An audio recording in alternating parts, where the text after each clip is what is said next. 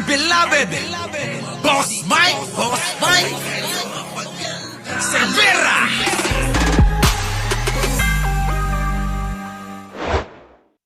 Sa at least siyam na pumanaw na dahil po dyan sa insidente sa Mahigit 10 na. Dapat nga, sumama ka na dun eh. Tuloy. Nakiramay ka pa. Vancouver. Sana po ay mabigyan sila ng mabilis na katarungan at doon sa iba pang nasugatan at pinagdadasal namin na hindi pa po madadagdagan ang hanay ng mga nasawi dahil dyan. Ano sa amin yun? Applicable na kami ang magsabi nun. Ikaw demonyo ka eh. Paano ka magsasalita ng ganyan? Ang problema, sana tinigil mo na dyan. Oo, nakidalamhati ka. Tama na yun. Pero yung dudugtungan mo pa at ikukonekta mo si Pangulo, iba na yan. Oo. Tuloy. Sa duman na insidente sa Vancouver. At hindi po talaga natin maintindihan bakit nangyari itong bagay neto. Ang sinasabi lang ng news reports ay wala sa tamang pag-iisip. No? Kaya nga po, yan po talaga ang mga nangyayari kapag mayroong mga wala sa tamang pag-iisip. Kaya nga po ulitin ko, panawagan ko sa ating taong bayan, siguraduhin natin ng ating presidente ay nasa tamang. Mga kababayan, hayop talaga to. Sinasamantala mga kababayan yung mga trahedya para i-connecta si Pangulo. Tignan nyo pagmumukha nito. Lagyan nyo ng sungay, demonyo na to. Diba, mga kababayan? Yan ang hindi natin pwedeng, mga kababayan. Tayo nakikidalamhati, oo. Diba? Kasi mga kababayan ito ang problema sa mga kampo ni Duterte. Lahat na lang ng mangyayari na masama sa mga kapwa natin Pilipino, sa buong mundo, konektado si Pangulo. Yan. Yan ang problema. Ang sama ng ugali talaga nila. Papasamain si Pangulo, doon sa wala namang kinalaman siya. Di po ba mga kababayan? Antindi talaga nila. Walang patawad. Lahat konekta kay Pangulo. O sino hindi ma-visit sa mga to? Mga kababayan. Malupit. Ibang klase, di ba? Ang sama ng mga ugali talaga. Okay na yun mga kababayan. Yung makidalamhati ka at nakikiramay. Ganun din naman tayo. Bakit to? Karamihan doon sa nasawi, kapwa natin Pilipino. At mga kababayan iba kasi yung mga tira nila, yung tira nila, iba. Iba yung tira ni Roque. Hintayin natin yung tira naman ni Sarah. Baka naman mamaya ang gawin Shorokan Saki ibintang na kanino kay Pangulo at sabihin inutusan na yung yung nagmamaneho. Isa pa mga kababayan, kita nyo si Maharlika, ano naman yung banat niya? Ay biruin ninyo mga kababayan. Pati yung pagpunta ni Pangulong Bongbong Marcos para makiramay doon sa Vatican City.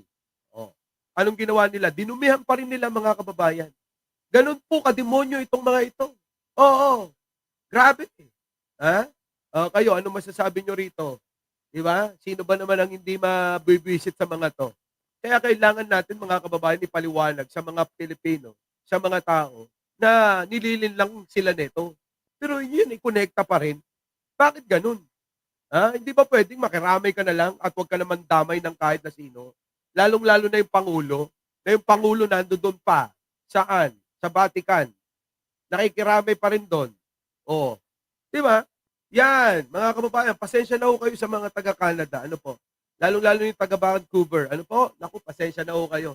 Alam nyo, ayoko talaga itong talakayin Ano po? Kaya lang, mga kababayan, mukhang hindi naman yata pwede na hindi natin sagutin itong sinasabi na itong si Roque. Ano po?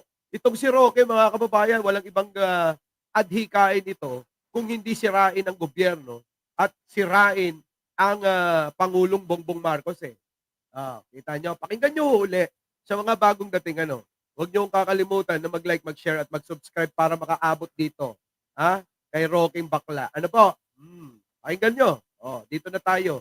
Yan. List na katarungan at doon sa iba pang nasugatan at pinagdadasal namin na hindi pa po madadagdagan ang hanay ng mga nasawi dahil dyan sa duman na insidente sa Vancouver. At hindi po talaga natin maintindihan bakit nangyari itong bagay neto. Ang sinasabi lang ng news reports ay wala sa tamang pag-iisip. No? At hindi daw maintindihan kung anong dahilan At ang sinasabi daw, wala daw sa tamang pag-iisip.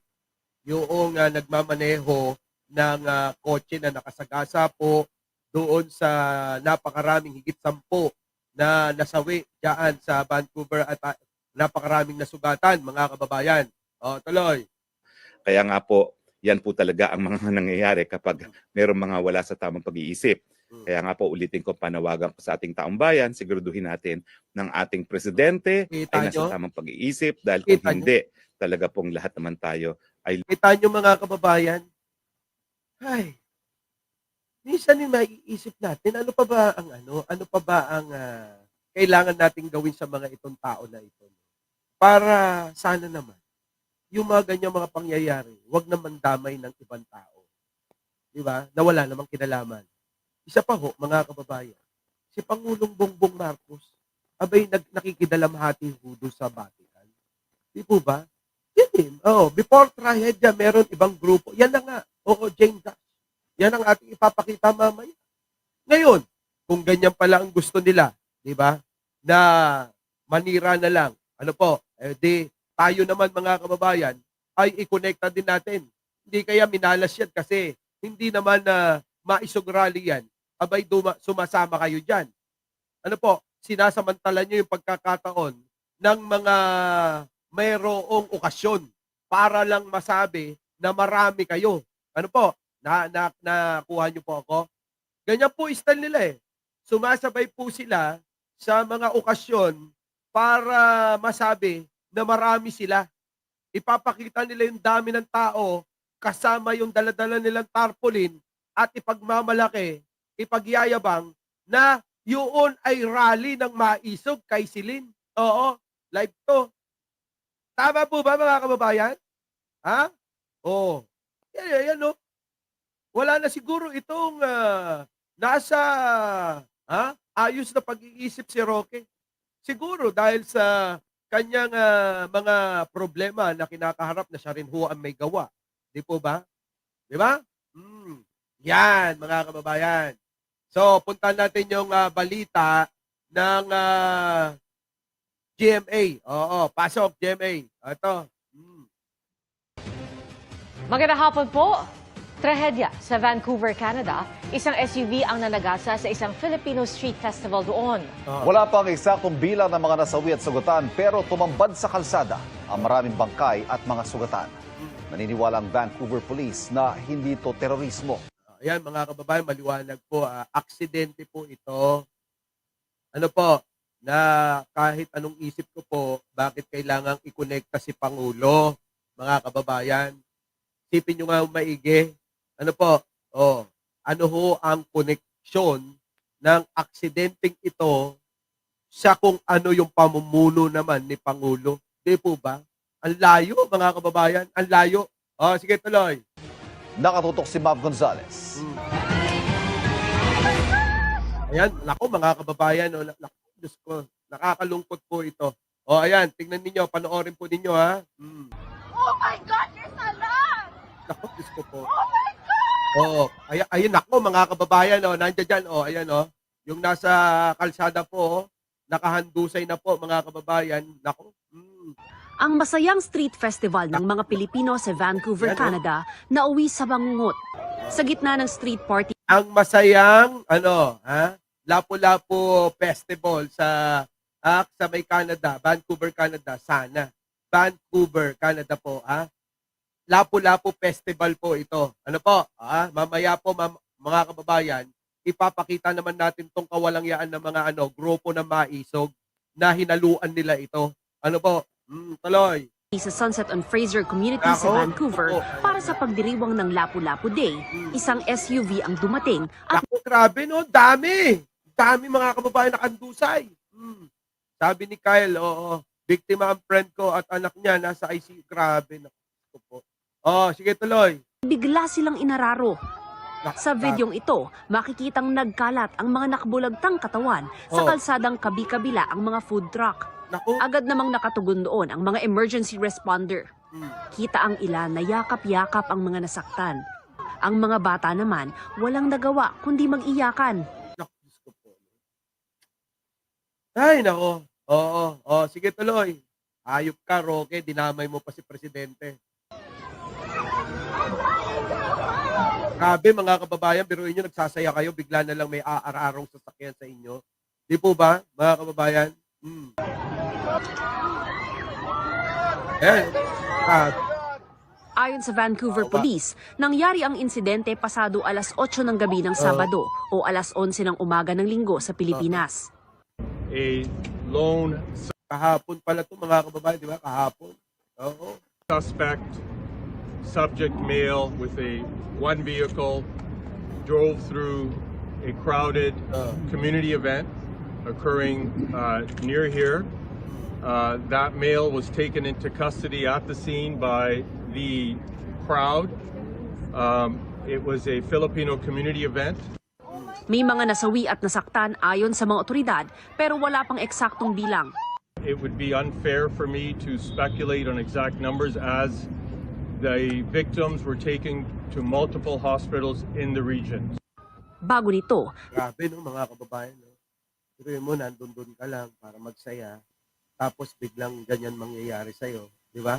may mga kantahan at sayawan pang nakunan ang mga dumalong Pilipino. Yan. Ayon sa Vancouver Police, nasa custody na nila ang 30-year-old na lalaking driver ng SUV. Inaalam pa kung aksidente ito o isang pag-atake na may motibo. Nako. Nagpaabot ng pakikiramay ang Philippine Consulate General sa Vancouver sa mga biktima ng karimari-maring na insidente.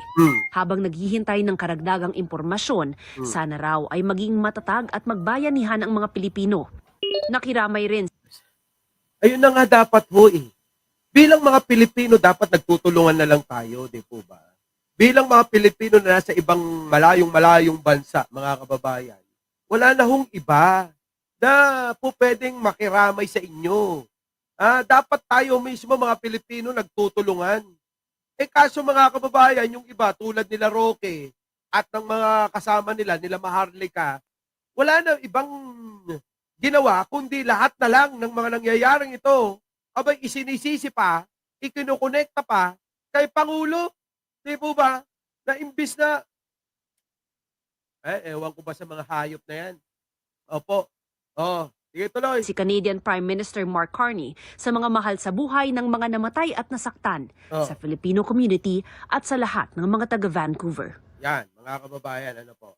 Ito ho yung yung lalaki po na hindi alam kung aksidente o sinadya o ano pa man, yan. Ayan po siya, mga kababayan, titigan yung maigi, mukhang Asyano. Ano po, hindi pa matukuyo ito kung saang anong lahi talaga. Hindi sabi nung iba, Inchik daw, sabi nung iba, Pilipino daw, sabi nung iba, Vietnamese daw, marami hong samot-sari hindi pa masigurado. Ayan po. Yan po siya.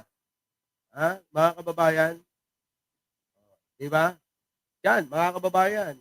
Birthday pa ng anak niya. Pumunta sila para gumala. Kay anak, Diyos ko, ICU ang... Diba, nakakalungkot? Tapos mga kababayan itong mga hayop na mga DDS, mga kababayan bibit-bitin at kakalad ka rin si Pangulo dyan sa mga nangyari na yan sino hong matutuwa sa mga ito? Tapos yung iba naman naniniwala pa, mga kababayan naniniwala. Balikan natin tong sinabi ni Roque na hayop na to, na baklang kalabaw, baboy, o ano pa man, bahala na kayo. Ay mabigyan sila ng mabilis na katarungan at doon sa iba pang nasugatan at pinagdadasal namin. Ayusin mo yung kaso mo. Sa Canada, doon, mabilis ang aksyon doon. Ikaw, dapat ikaw umuwi na para ma-aksyonan na lahat ng mga kaso mo.